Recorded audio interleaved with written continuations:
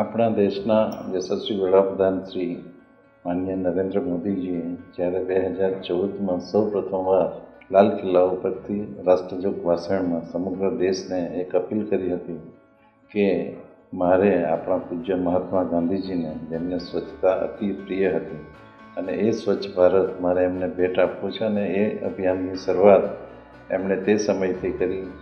દરેક ઘરને શૌચાલય મળે, સાથે સાથે દરેક નાગરિક સ્વયં શિસ્ત સાથે પોતાની સ્વચ્છતા પોતે રાખે અને પોતે પોતાનો સફાઈ કામદાર બનીને કામ કરે, એ રીતનો એક અભિગમ અપનાવીને સમગ્ર દેશમાં એક લોકનાયક તરીકેનો જુવાળ ઊભો કર્યો. અને એ પછી એ દરેક યોજનાઓ આગળ વધે એના માટે પણ અનેક પ્રયત્નો કર્યા અને સેવા હી સ્વચ્છતા ને સ્વચ્છતા માટેના દરેક કાર્યો કરવા માટેનો એક અપીલ કરવામાં આવી છે. આ અપીલમાં ગુજરાતના માનનીય મુખ્યમંત્રી શ્રી ભૂપેન્દ્રભાઈ પટેલ અને અમારી સરકારની સમગ્ર ટીમ જોડાઈ છે. આપણે એક વાતનું યાદ રાખીએ કે માનનીય મોદીજી જ્યારે ગુજરાતના મુખ્યમંત્રી હતા ત્યારે એમણે અનેકવિધ આયામો ગુજરાતના વિકાસ માટે આપ્યા હતા. નિર્મળ ગુજરાત એમાંનું એક પગલું હતું અને નિર્મળ ગુજરાત થકી ઘણા બધા ગામોમાં સ્વચ્છતાના અનેક કામો કરવામાં આવ્યા.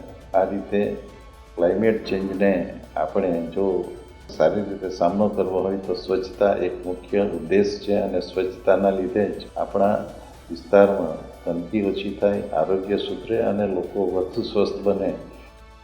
સ્વચ્છ ભારત મિશન અંતર્ગત જ્યારે આપણને આપણા દેશમાં યશસ્વી વડાપ્રધાન નરેન્દ્ર મોદી સાહેબે જે એક અભિયાન આપ્યું છે એમાં સ્વચ્છતા હી સેવાનો એક કોન્સેપ્ટ આપ્યો છે અને એ કોન્સેપ્ટ 17 સપ્ટેમ્બરથી 2 ઓક્ટોબર સુધી થવા જઈ રહ્યો છે. ત્યારે ગુજરાતના દરેક નાગરિકને માનનીય ભૂપેન્દ્રભાઈની સરકાર તરફથી હું વિનંતી કરું છું કે આપણે સૌ આ જન આંદોલનમાં જોડાઈએ, સ્વચ્છતાના લીધે થતા લાભો આપણે લોકોને સમજાવીએ, એના લીધે આરોગ્ય સુધરે, ગંદકી ઓછી થાય અને લોકોનું જીવન સ્વાસ્થ્ય સુધરે એવી શુભેચ્છા આપું છું.